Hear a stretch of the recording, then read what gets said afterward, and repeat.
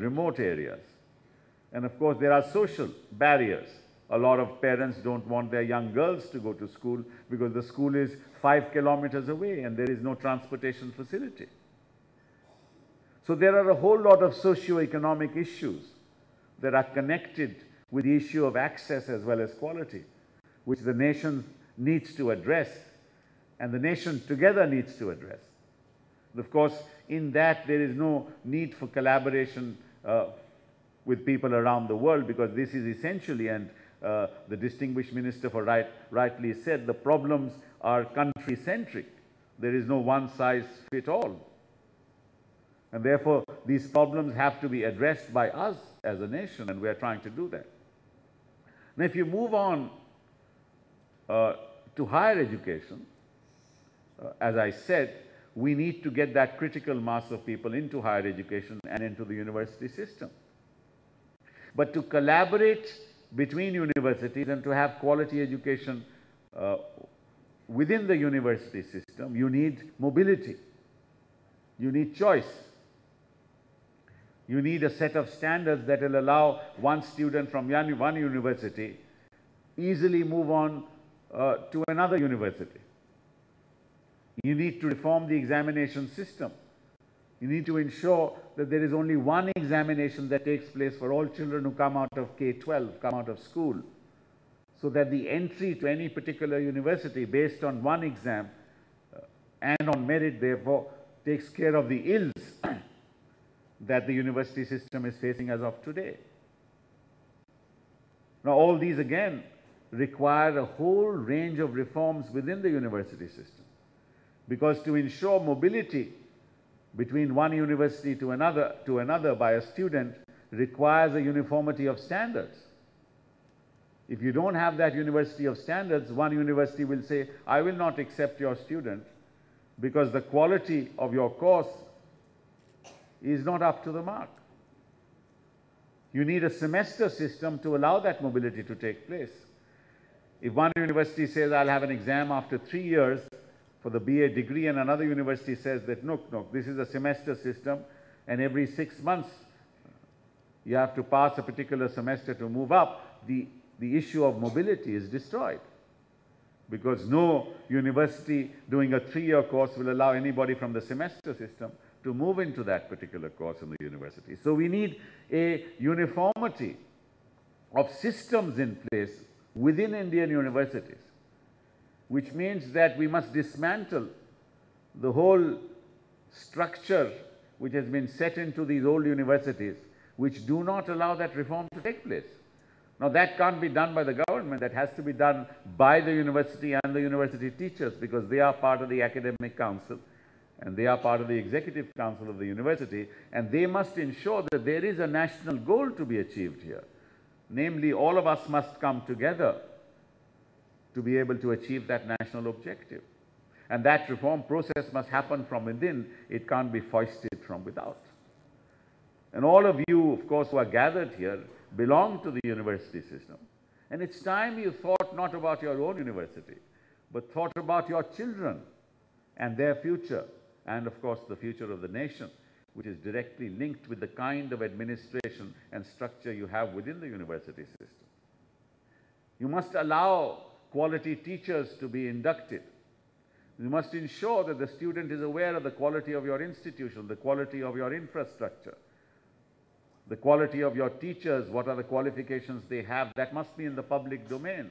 Each of you must have a website where you put all your facts about your particular institution for children across the country to absorb those facts and to take an informed decision as to which particular college or university they want to go into. And you must ensure that the university system functions in such a manner that the disadvantaged and the underprivileged get access to universities. You can't afford to have a cut-off mark of 100% and expect the backward classes to get admission into the university. There must be a more rational way of dealing with these things. You can't expect poor young children who have had no access to quality education to compete with those living in urban areas who have access to the best quality schools and then have one yardstick for competition. You can't do that. Your whole economic objective, your whole education objective has to be inclusive, both at the college level and at the university level, in the context of our national objectives, namely inclusive education. You must ensure that you must recruit the right kind of people based on merit, instead of the sifarshi people that we recruit nowadays. These are very serious issues that you need to address yourself. We can only facilitate that process. We can't push it down your throat. And unless you do that, we're going to be faced with the ills of the education system, which will do harm to your successive generations to come, and therefore impact the quality of growth. Well, assume for a moment that you get 45 million children to college by 2020. What is the impact of that? The impact of that is you need another 1,000 universities in the next 10 years, another 45,000 colleges in the next 10 years. Who's going to build those universities? Who's going to build those colleges? Not government. Government doesn't have the resources. So we must move towards public-private partnerships and the private sector moving into education. Allow the private sector to invest in education. But of course, if you in a city like Delhi say that a private sector must buy land, 1 acre of land to set up a university for 10 crores, which private sector will do that? So you must have rational government policies to encourage investment of the private sector in the education sector. So there's a whole lot of things that are required to be done, and time is running out. And people say, I'm in a hurry. Yes, I am in a hurry. I wish I could have done it yesterday. But we need to do it now, because future generations will not forgive us if we don't take these steps. Then there's the whole issue of having 45 million children in school. The issue is, what about children in college? What about children who don't reach college? There'll still be millions of children who don't reach college. And the distinguished minister from Jordan talked about children out of school. Globally, 80 million children out of school. I can tell you, sir, 8 million are from India. Of the 80 million you talked about. 8 million children out of school. How do you get them into school? Some of them are migrant children from states who come to Delhi for work. Some of them are differently abled children who have no access to quality teaching. How do you get those children to school? Unless there is a collaborative effort between the government and the private sector, and of course the public sector.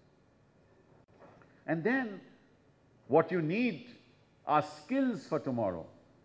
You may have a great degree, but if you are unemployable, what's the use of that degree? So you need to change the content of your education to ensure that the child who actually gets a degree, whether at class 12 or in the university, is actually capable of getting a job in the market. In other words, he has employable skills. So you need to introduce vocational education in the school sector. 9, 10, 11 and 12, just as a CBSE degree is given for academics, there should be a CBSE degree for vocational education.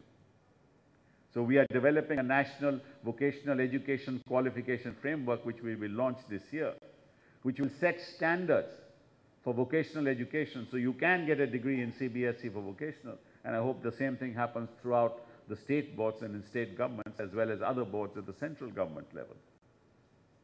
And we must destroy these disciplines that we talk about, commerce, art and science, as if knowledge is in silos. The discipline of knowledge is only the acquisition of knowledge, nothing else. The discipline of knowledge is not that you are in science, so you are fit for science, and you are in arts, so you are fit for arts, or you are in commerce, that you are fit for commerce. Children must have the choice at any stage of their life to move from one discipline to another. The flexibility of the education system must be at the heart of educational reforms. And that flexibility will only come about if we don't think in silos. Why can't a child take music and mathematics? Why can't a child take commerce and history? Why can't a child take geography and physics? I don't see any reason why a child can't take that. But we need to change the mindset that is ingrained in us from colonial times. We need to think for ourselves and for the future of India. You here will debate this issue through the day. Come up with solutions. We are with you. Best of luck. Thank you.